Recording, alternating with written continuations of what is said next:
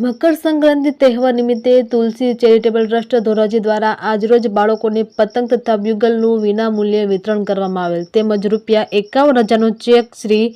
પાંજરાપોળ અને ગૌશાળાને તેમજ ₹51,000નો ચેક શ્રી કૃષ્ણ ગૌશાળાને તેમજ ₹51,000નો ચેક ગોકુલધામ ગૌશાળાને આર્થિક સહયોગ રૂપે આપવામાં આવેલ। આ દ્વિવિધ કાર્યક્રમમાં ધોરાજી ઉપલેટાના ધારાસભ્ય શ્રી મહેન્દ્રભાઈ પાડલિયા તથા ધોરાજી ડેપ્યુટી કલેક્ટર શ્રી નાગાજળ એમ તરખાલા સાહેબ તેમજ ડેપ્યુટી મામલતદાર શ્રી ગોંડલિયા સાહેબ તેમજ નાનકશાની જગ્યાના મહંત શ્રી ભીખુ બાપુ તેમજ પરબની જગ્યાના મહંત શ્રી વિજય બાપુ,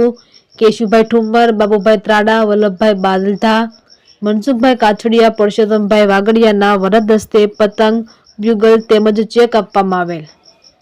આ શુભ પ્રસંગે તુલસી ચેરિટેબલ ટ્રસ્ટના પ્રમુખ શ્રી રાજુભાઈ બાલધા દ્વારા પધારેલ મહેમાનોનું તેમજ ભાઈઓ બહેનો તથા બાળકોનું સ્વાગત અભિવાદન કરવામાં આવેલ તેમજ બાળકોને ચાઇના દોરી ન વાપરવી તેમજ કપાયેલા પતંગો લૂંટવા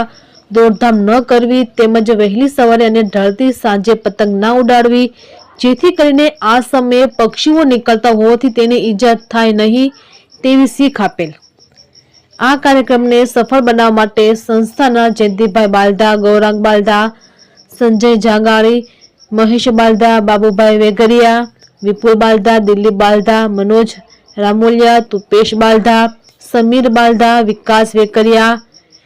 કેયુર કોટડિયા, પ્રદીપ સોજિત્રા, રાજ બાલધા, ભાસ્કર બાલધા, યશ બાલધા,